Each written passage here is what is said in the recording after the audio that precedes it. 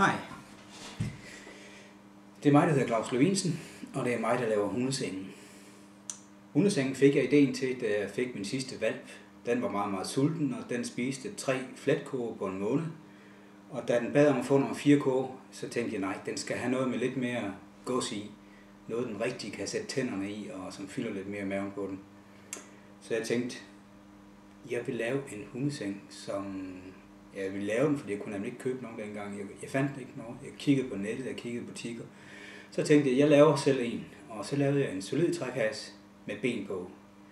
Benene skulle til for, at den kom lidt op fra gulvet. Det vidste jeg, at den godt ville, fordi det var godt lige at ligge i sofaen. Der ville jeg bare ikke have den.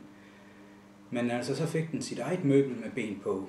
Og solidt møbel, som den kunne sætte sine tænder i og tygge.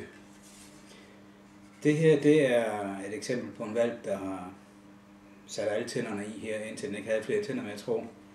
Og nu er den hvalp så stor. Det var ikke min hvalp, det var en anden. Men egentlig er det sjældent, at jeg ser dem forgribe sig på de her senge, fordi de senge er så dejligt at være i, så de gider ikke engang tygge i dem mere. Men altså skulle det ske, så kan man bare skifte brættet ud, og så skruer man brættet af, så får man et nyt bræt. Sådan her, fint, helt uden tandmærker i.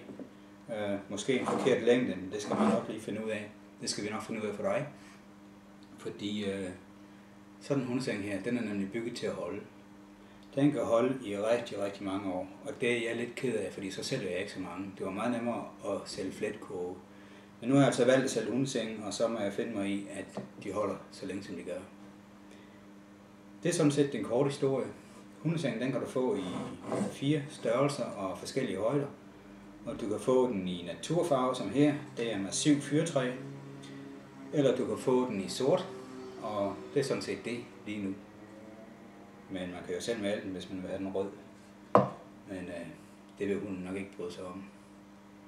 Så gå ind på hjemmesiden www.hundesengen.dk og så se, hvad vi har lavet der. Og ja, madrasser. Det var lidt en hårdnød knæk.